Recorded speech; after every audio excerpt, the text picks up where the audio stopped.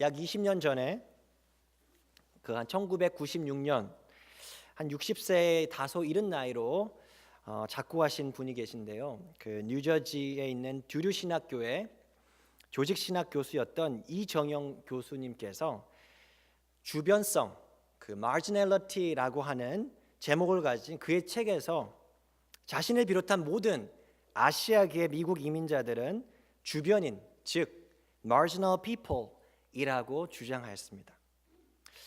미국 사회에서 주변인 신분, 즉 marginal status를 가진 사람들이 공통적으로 갖고 있는 경험이 있다는데요. 그것은요, 이 네 가지입니다. 첫 번째로 고난, suffering, 그리고 거절, rejection. 세 번째가 차별, discrimination과 억압, oppression이라고 하는 겁니다. 신학자로서 자신의 상황, 즉 컨텍스트가 그 컨텍스트를 이해하는 것이 무엇보다 중요했던 이 조직 신학자였던 이정영 교수께서 아시안 아메리칸들의 이 같은 그 경험, 자신을 포함한 그 아시안 아메리칸들의 그 경험을 자신의 집 앞마당에 있었던 그 노란 민들레꽃에 비유해서 이렇게 설명을 합니다. 어느 날 아침 벌써 봄이 왔구나 하면서 자신의 앞마당을 문을 열면서 봄 기운을 만끽한 이 교수는 추운 겨울이 가고 겨우내 죽어 있는 듯 보였던 자연들이 다시 소생하게 되는 것들을 보게 됩니다. 자신의 앞마당을 쳐다보면서 야, 참 아름다운 야두구나 하면서 생각을 했다고 합니다. 그런데 갑자기 앞마당 한쪽 구석편에 노란색 꽃 하나를 발견하고는 자신도 모르게 맨발로 문을 쾅 차고 박차고 나가서 그 잡초를 뿌리채 뽑아버리려고 줄기를 잡아 끌어당겼습니다. 하지만 그 꽃은 여전히 뿌리가 조금 남아 완전히 뽑히는 것을 거부합니다. 손에 든 노란색 민들레 꽃을 바라봅니다. 황금색 노란 꽃이었습니다. 태양에 떠오르는 그 햇빛과 닮은 노란색이었습니다. 그 꽃을 바라보며 혼자 말을 합니다. 왜 내가 너를 좋아할 수는 없는 거지? 그 꽃은 웃으면서 냉소적인 메시지를 보냅니다. 그건 내가 너의 삶이랑 비슷하기 때문에 너는 나를 싫어하는 거야. 그 순간 이 교수는 슬퍼지면서 더 이상 질문할 용기를 잃은 채 그 자리에 주저앉아 자신의 어린 시절을 생각합니다. 북한의 평양 출신이었던 이정영 교수는 어린 시절에 집마당만 가면은 집 앞에 펼쳐져 있는 그 마을 도처에 펴져 있는 민들레 꽃들을 생각하였습니다. 봄이 되면 가장 먼저 노란색 꽃을 피우는 민들레 꽃을 이 어린이 교수는 좋아했었습니다. 이 꽃을 꺾어다가 방 안에 갖다 주면 어두웠던 방이 환해지는 것 같았기 때문이었습니다. 그리고 노란 꽃이 면화처럼 하얗게 되면 밖에 가지고 나가서 그 꽃가루를 입으로 후 불어 날리곤 하였던 때가 있었다는 거예요. 그렇게 날아갔던 수많은 민들레 꽃가루 가운데 한 용기 있는 씨앗은 다른 씨앗보다 멀리 날아갔고 그 씨앗은 분명 더 살기 좋은 곳이 있을 것이란 믿음을 가지고 하늘 높이 솟아서 산을 넘고 강을 넘고 바다를 넘어서 미국이라고 하는 거대한 나라에 마침내 도착하였습니다. 한 아름다운 정원에 도착한 민들레 씨앗은 그곳이 분명 낯설게 여겨졌습니다. 사실 그곳에 뿌리 내리고 싶지는 않았습니다. 하지만 선택의 여지는 없었습니다. 바람이 그쳤고 자신은 더 이상 하늘을 날 수 없었기 때문이었습니다. 주위 초록색 잔디들이 무척이나 낯설었지만 영양가 좋은 토양으로 자신을 덮어가면서 뿌리를 내려 정착해야겠다는 마음이 들었습니다. 그런데 갑자기 주위에 있던 잔디들이 말을 걸어옵니다. 너 여기서 떠나는 게 좋을걸? 이곳은 우리를 위한 장소야. 민들레 씨앗은 그들이 농담하는 줄만 알았습니다. 너희들 농담하는 거지? 그렇지? 잔디들이 다시 대답합니다. 솔직하게 이야기해 줄게. 네가 있을 곳은 이곳이 아니고 저 바깥에 있는 길가야. 저것 봐, 다른 잡초들이 자라는 그런 곳 말이야. 민들레 씨앗은 이해할 수 없었습니다. 내가 살고 싶은 곳에서 내가 살면 그만이지 그런 게 어딨어 하는 마음으로 잔디들의 이야기를 무시하고 넘겼습니다. 봄이 되면 너 우리가 무슨 말 하는지 알게 될 거야 하면서 잔디들은 마지막 경고를 합니다. 추운 겨울이 벌써 지나고 따뜻한 햇볕이 흙과 뒤범벅이 된 눈을 녹였습니다. 민들레가 뿌리내린 그곳에도 봄이 찾아왔던 것입니다.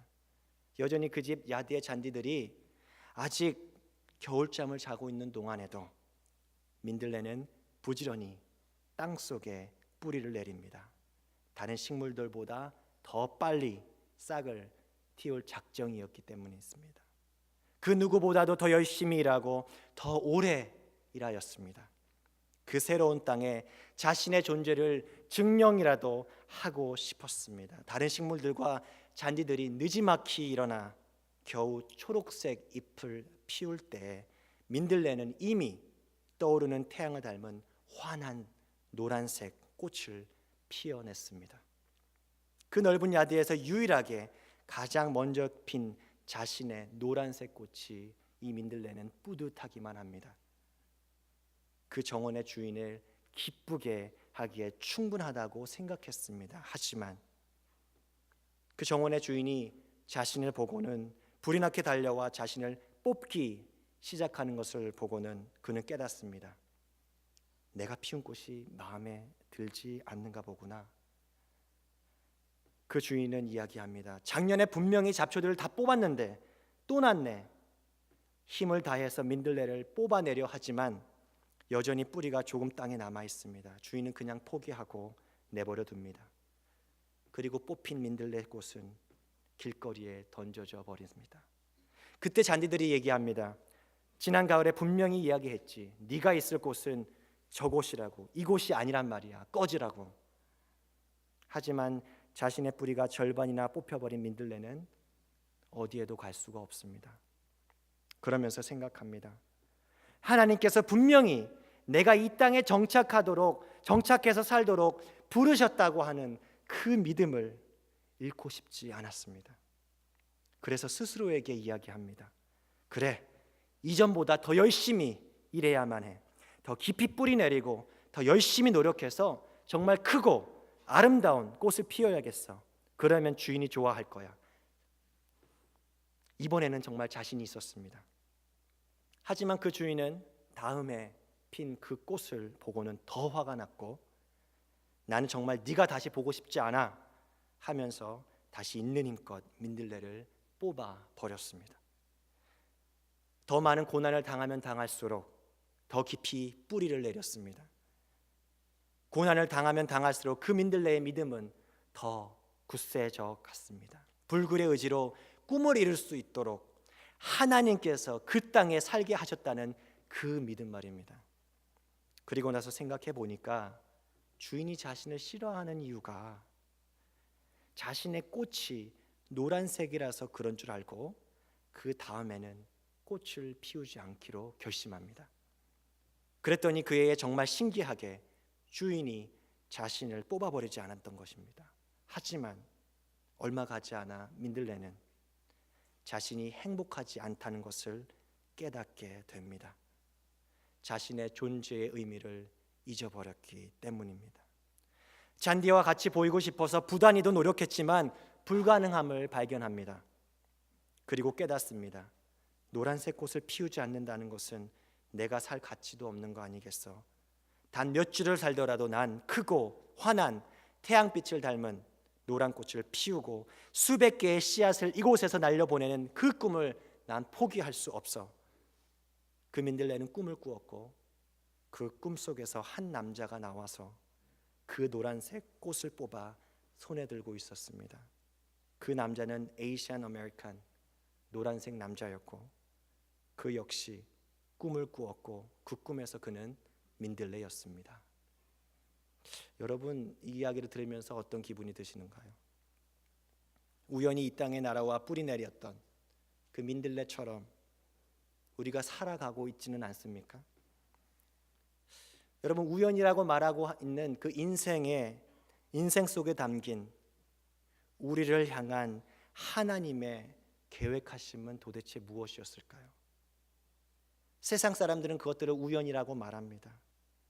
하지만 우리 믿는 자들에게 하나님께서는 계획하신 섭리 가운데 너희들이 있다라고 얘기합니다.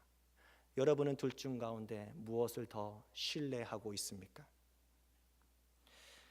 지난 한 주간 저희 온 교우가 룻기서를 읽었는데 보시면서 어떠한 기분이 드셨나요? 한 이민자 가정의 애환이 느껴지지는 않았나요? 저는 그렇게 느꼈거든요. 유대 베들레헴에 평범하게 살고 있었던 네 식구, 엘리멜렉과 나오미 그리고 말론과 기온이라고 하는 두 아들, 이 네 식구가 살고 있었는데 어느 날 유대 땅에 흉년이 들자 사해 동쪽 건너편 땅이었던 모압 지방으로 이주해 가게 되었습니다. 그곳에서 좀 더 나은 삶을 살 수 있을 것 같은 믿음이 있었기 때문에 감히 도전할 수 있었던 이주였습니다. 그 가정은 오랜 신앙을 가지고 있었던 가문으로 여호와 하나님을 모시는 집안답게 먼 이방 도시에 가서 삶을 다시 시작하더라도 자신의 그 하나님을 믿는 신앙생활을 유지할 수 있었습니다. 하지만 낯선 땅에서 잘 정착해 뿌리 내리려고 하는 그때 전혀 예기치 않은 불행이 찾아옵니다. 남편 엘리멜렉이 일찍 죽고 말았던 것이죠. 나오미는 깊은 절망을 느꼈지만 그녀에게는 여전히 두 아들, 그 두 아들 말론과 기럯이 있었습니다. 그리고 이방 땅에서 혼자 힘으로 두 아들을 키우는 것은 그 누구도 상상할 수 없을 만큼 어려웠던 고된 삶이었지만 감사하게도 두 아들은 잘 커졌죠. 그리고 모압 여인들 가운데서 며느리까지 볼 수 있었습니다. 나오미는 혼자 힘으로 두 아들과 정말 두 이방 여인들, 얼굴도 다르고 혹은 문화도 다르고 분명히 심지어는 말씨도 틀렸을 그 이방 자부들에게 여호와 하나님을 믿는 신앙 교육을 잘 시켰습니다. 그래서 신앙의 가문을 그 이방 땅에서 일구어 갔던 거죠. 그런데 남편을 잃었던 그 아픔이 잊혀질 만할 그쯤에 또다시 이 평범한 가정에 불행이 찾아옵니다. 그렇게 믿고 의지하였던 두 아들이 죽게 된 것이었습니다. 이로 인해 나오미는 하루하루가 절망이었습니다. 더 이상 살아갈 기력도 없었습니다. 더 이상 절망의 늪에서 헤어나올 수 있는 힘을 가질 수가 없었습니다. 그래서 급기야 나오미는 결단을 합니다. 그때 마침 유대 땅에 풍년이 들었다는 이야기를 들었던 차였습니다. 나오미는 두 이방인 자부를 불러 모아놓고 혼자서 고향 땅인 베들레헴으로 돌아가겠다라고 선언합니다. 혼자 된 시어머니를 두고 혼자 친정집으로 돌아갈 수 없었던 두 자부는 처음에는 나오미와 같이 가겠다라고 얘기합니다. 하지만 굳고 뿌리치는 나오미의 반응에 오르반은 떠나고 룻만 남게 되었습니다. 동서처럼 너도 떠나서 내 살 길을 좀 찾아가라고 하는 시어머니의 말에 룻은 유명한 말을 남기지 않습니까? 우리 같이 한번 읽어보겠습니다. 룻이 이르되 내게 어머니를 떠나며 어머니를 따르지 말고 돌아가라 강건하지 마옵소서. 어머니께서 가시는 곳에 나도 가고 어머니 곳에 머무시는 곳에서 나도 머물겠나이다. 어머니의 백성이 나의 백성이 되고 어머니의 하나님이 나의 하나님이 되시리니. 여러분, 저는 룻기서를 보면서 이 이야기 속에서 나오는 나오미와 루시 경험하고 있는 그 이민자의 외로움과 아픔, 그로 인한 절망과 슬픔은 남의 이야기 같지가 않다라는 얘기입니다. 하나님 그저 살고 싶어서 좀 더 잘 살 수 있을 것 같아서 모압 땅에 간 것뿐인데, 다시 돌아오고 싶어도 어쩔 수 없이 그 땅에서 뿌리 내려서 살아려고 했는데 왜 그런 불행이 우리 가정에 있어야 하는 겁니까? 왜 우리 가정에게 괴로움을 주는 것입니까? 기쁨이란 이름을 뜻을 가진 나오미의 인생에 왜 마라, 즉 괴로움을 더해 주시는 것입니까?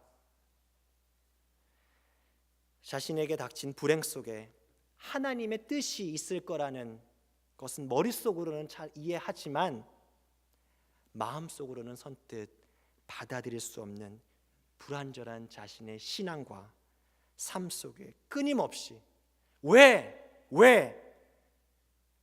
그런 질문을 하면서 두 여인 나오미와 룻은 베들레헴에서 실랏 같은 삶의 끈을 붙잡으면서 다시 살기 시작합니다. 생각해 보십시오. 비록 나오미는 고향으로 돌아온 것이지만 룻에게는 외로움과 가난, 그리고 이방 여인이라는 소외감 속에서 시어머니를 홀로 모셔야 하는 정말 고된 낯선 이민 생활의 시작이었습니다. 그리고 오늘 말씀, 그 본문은 이렇게 시작합니다. 1절입니다. 나오미의 남편 엘리멜렉의 친족으로 유력한 자가 있으니 그의 이름은 보아스더라. 여러분, 우리가 말씀을 시작하기 전에 읽었던 본문 성경에서는 이런 느낌을 받지는 못했지만 지금 제가 다시 읽었을 때 어떤가요? 다시 읽어드리겠습니다. 나오미의 남편 엘리멜렉의 친족으로 유력한 자가 있으니 그의 이름은 보아스더라. 어떤 새 희망의 드라마가 쓰여질 것 같다는 기분이 들지 않으세요? 이미 우리는 이 이야기가 어떻게 전개돼서 어떻게 해피엔딩으로 끝나게 될지 잘 알고 있습니다. 저는 오늘 말씀 제목을 여호와의 날개 아래라고 지어봤는데요, 이 보아스의 말에서 따온 이 말, 여호와의 날개 아래에 피하는 자들을 하나님께서 어떻게 돌보시는지 여러분들과 함께 다시 한번 확인해 보면서 그 말씀으로 위로를 받고 싶었기 때문에 그렇습니다. 하루는 룻이 이제 자신에게는 새롭고 낯선 땅인 베들레헴에서 시어머니인 나오미와 어떻게 해서라도 입에 풀칠은 할 수 없어서 살아갈 수 있는 방법을 모색하다가 자신이 이제 밭에 나가서라도 보리 이삭을 주어서라도 한번 살아야 되지 않겠느냐 하면서 시어머니인 나오미에게 이야기합니다. 젊은 이방 여인이 유대 땅에서 길을 가다가 어떤 봉변을 당할지 모르고 그런 위험한 상황 속에서 효성이 있었던 룻은 그래도 나가서 먹을 것을 구해오겠노라 나오미에게 이야기하지 않습니까? 하지만 누구의 밭에 나가야 할지, 어디가 어디인지, 누구에게 또 물어봐야 할지 의지할 사람이 아무도 없었던 거예요. 그 모르는 낯선 땅으로 문 밖으로 나서게 됩니다. 누구를 만날지 모르지만 혹 누군가에게 은혜를 입으면 그를 따라서 이삭을 주울 수 있을지 않겠냐는, 그래서 시어머니와 함께 먹고 살 수는 있지 않겠느냐는 그 막연한 기대감, 혹은 하나님께서 자신을 인도해 주시지 않겠느냐는 그 신락 같은 믿음 가지고 나섰다라는 것이요. 룻이 무르익은 보리단을 베는 소년들 뒤에, 그 뒤를 따라 여인들이 그 단을 묶었거든요. 그 단을 묶고 남은 보리 이삭들이 있는데 그 떨어진 이삭들을 줍고 있었습니다. 그때가 3절 말씀인데 이렇게 말하죠. 우연히라고 했죠. 우연히 엘리멜렉의 친족 보아스에게 속한 밭에 이르렀더라. 1절에 소개했던 바로 그 남자, 그 유력자인 남자 보아스에게 속한 밭에 이르렀던 것이었습니다. 어떻게? 우연히. 얼마 되지도 않은 보리 이삭을 죽느라고 허리를 필 새 없이 하루 종일 잠깐 쉬고 나서 계속해서 아마도 오후가 늦도록 일을 했던 참이었던 것 같습니다. 이어서 4절 말씀에 마침, 영어로는 just then, 보라, behold, 바로 그때 보라, 우리의 시선을 주목시키는 일이 일어나는데, 여러분 무슨 일이죠? 보아스가 그때 마침 자신의 밭에 나와서 추수꾼들과 대화하면서 이야기하던 중에 열심히 이삭을 줍고 있었던 낯선 이방 여인 룻을 발견한 거예요. 여러분 3절과 4절에 우연히 혹은 마침이라고 하는 그 상황을 한번 보십시오. 저는 이 상황을 보면서 마치 멜로 드라마의 한 장면과 같다라고 생각했는데, 웃으시는 분들은 저랑 똑같이 생각하신 거죠? 네. 그러면서 한번 제가 극본을 한번 써봤어요. 잘 들어보세요. 여러분들이 보는 어떤 드라마와 비슷한지. 온갖 비참하고 억울한 일을 겪고 나서 힘겹게 하루하루 살고 있었던 비운의 하지만 예쁜 젊은 여주인공이 땀을 뻘뻘 흘리면서 호텔 식당 바닥을 닦고 있었습니다. 땀을 뻘뻘 흘리고 있었어요. 그런데 그 순간 이 정장을 차려입은 한 무리의 신사들이 분주하게 그 호텔 식당을 지나는데, 그 무리 중 가운데 서 있던 사람이 호텔 사장 아들이 돼야 되는 거죠. 그래서 네. 그 호텔 사장 아들의 눈에 문득 이 땀 흘려 일하고 있는 여주인공이 띄인 겁니다. 사실 이것이 그 개그로 가면은 그 화면에 하트가 탁 붙여질 텐데, 드라마에서는 보통 어떻게 처리를 하죠? 주제곡이 흘러나옵니다. 따라란 하면서. 네.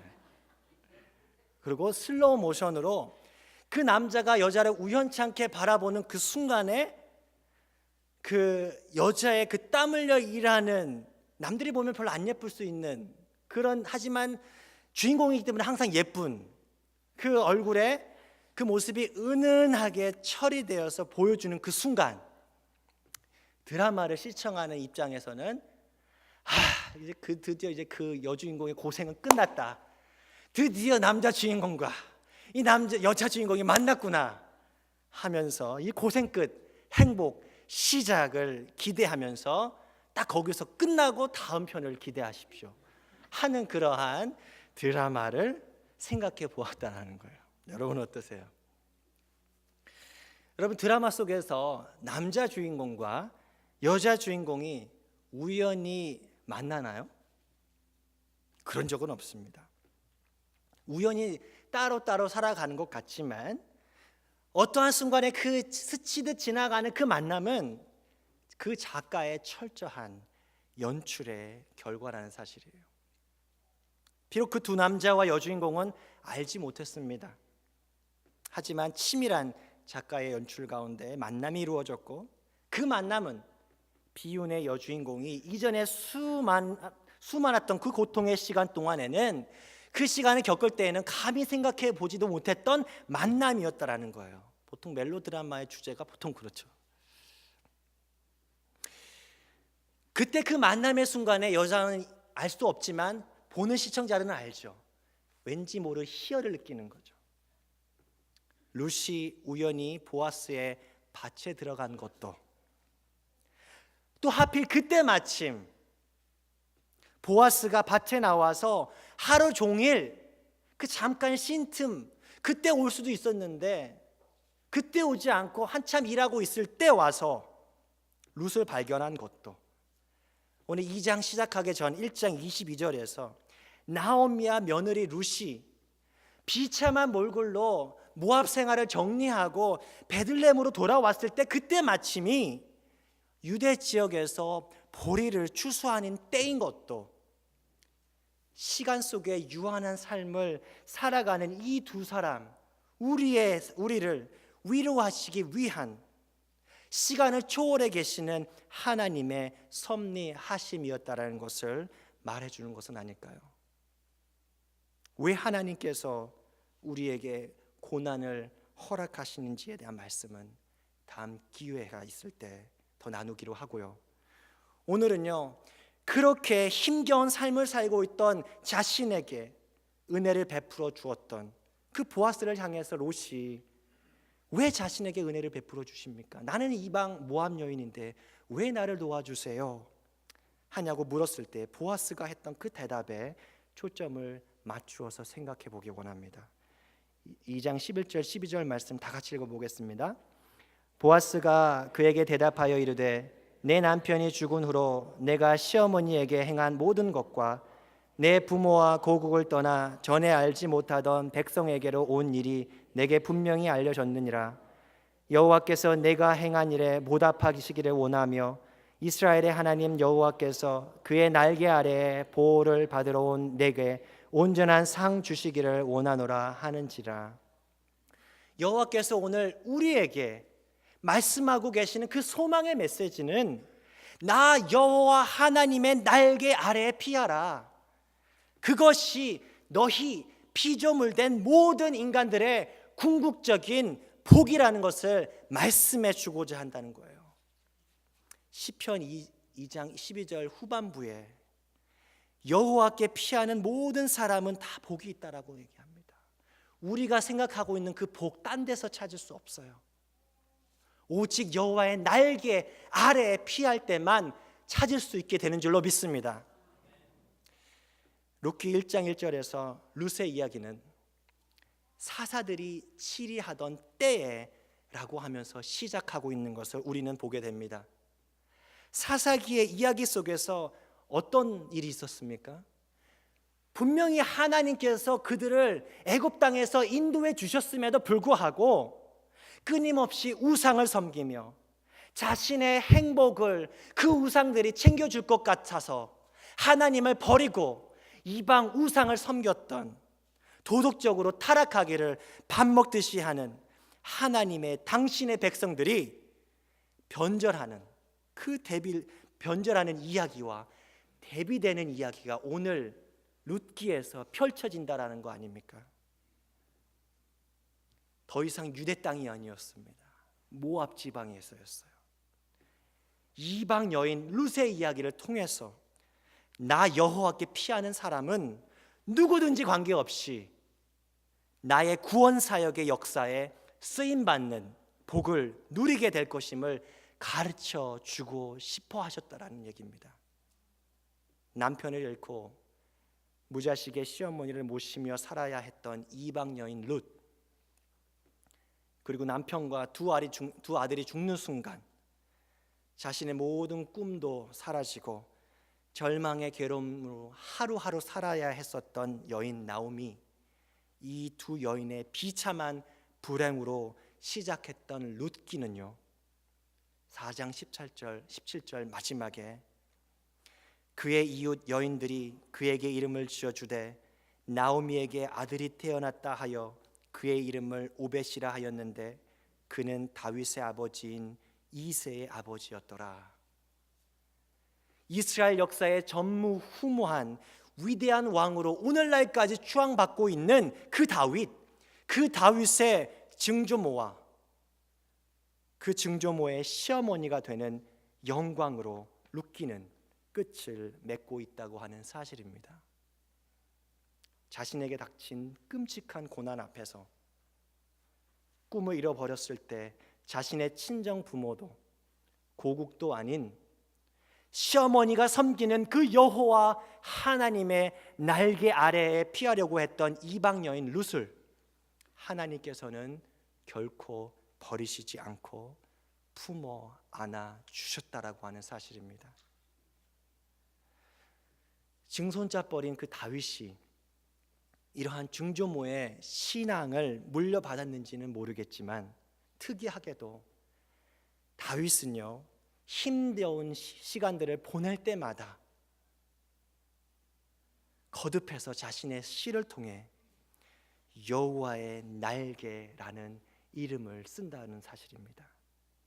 그 여호와의 날개 아래에 자신이 피할 때 주님께 도와달라고 울부짖을 때 반드시 하나님께서 도와주실 것이라는 그 믿음을 갖고 있었다라고 하는 사실입니다. 다윗의 16장 61장 1절에서 4절까지 말씀 내가 읽어드리겠습니다. 하나님이여 나의 부르짖음을 들으시며 내 기도에 유의하소서. 내 마음이 약해질 때 땅끝에서부터 주께 부르짖으오리니 나보다 높은 바위에 나를 인도하소서. 주는 나의 피난처시요 원수를 피하는 견고한 망대이심이니이다. 내가 영원히 주의 장막에 머물며 내가 주의 날개 아래로 피하리이다. 57장 말씀도 마찬가지입니다. 하나님이여 내게 은혜를 베푸소서. 내게 은혜를 베푸소서. 내 영혼이 주께로 피하되 주의 날개 그늘 아래에서 이 재앙들이 지나기까지 피하리이다. 내가 지존하신 하나님께 부르짖음이여 곧 나를 위하여 모든 것을 이루시는 하나님께로다. 자신이 죽고 싶을 때 사울이 자신을 죄도 없는 자신을 계속해서 죽이려고 할 때 동굴 속에 숨어 있을 그때 했던 그 기도가 이 기도 아닙니까? 민들레꽃과 같은 미주 한인 이민자들인 우리들은 지금 이곳에서 여러분 어떠한 꿈을 꾸고 계십니까? 차별당하고 거절당하고 억압당하고 무시당하는 환경 속에서 아름다운 꽃을 피우기 위해 남보다 더 오래 더 열심히 애써왔지만 번번이 그 꿈들이 비참히 짓밟아진 경험은 없으십니까? 이제 너무 힘들어 포기하고 싶지는 않습니까? 왜 나에게 이러한 비참한 삶을 허락하시냐고 하나님께 why? 왜 울부짖고 계시지는 않습니까? 하도 울어서 이제 더 이상 눈물조차 나지는 않습니까? 오늘 메시지는 그러한 우리 인생들을 향한 우리들이 꿈을 이룰 때마다 기억하라고 말씀하시는 하나님의 위로의 말씀인 줄로 믿습니다. 신앙과 그 모든 삶을 다 포기하고 싶을 때마다 기억하라. 내 날개 아래 피하는 자들을 통해 구원 역사를 이루어가는 나 전능한 여호와 너희 하나님을 믿으라고 말씀하십니다. 이 큰 땅덩어리에 우리 자신은 한없이 초라하지만 가진 것 별로 많지 않지만 우리 가정은 이방 여인 룻과 마찬가지로 대대로 내려오는 신앙의 가문도 아니지만 이 세상 사람들이 온갖 우상을 섬기며 자신의 쾌락을 위해서 자신의 기쁨을 위해서 타락한 삶을 살고 있는 이 순간에도 날마다 하나님과 세상 가운데 저울질하며 고민하고 있는 이 순간에도 오직 고난 중에서 여호와 하나님의 날개 아래 피하게 될 때 우리를 지키시겠다고 우리를 보호하시겠다고 약속하시는 그 하나님의 놀라우신 섭리하심의 은혜 속에 우리 모두가 살게 되기를 간절히 축원합니다. 같이 기도하시겠습니다. 여호와는 선하시며 환난 날의 산성이시라. 그는 자기에게 피하는 자들을 아시느니라. 더 나은 삶을 찾아 낯선 땅에 날라와 뿌리 내려 꽃을 피우려 했지만 끊임없이 거절과 차별과 억압을 당해온 민들레꽃처럼 우리 이곳에 주님께 드리는 한인 이민자들의 삶 역시도 하루하루가 아픔과 시련의 연속인 것을 주님께서는 알고 계시는 줄로 믿습니다. 꿈을 다 포기할 만한 절망에 처할 때마다 여호와 하나님의 날개 아래로 피하라고 우리에게 말씀하여 주시는 그 주님의 음성에 위로받고 힘을 얻으며 주님께서 섭리 가운데 보내주신 이 낯선 땅에서 주님의 구원 사역에 쓰임받는 귀한 주님의 백성들 다 되게 하여 주시옵소서.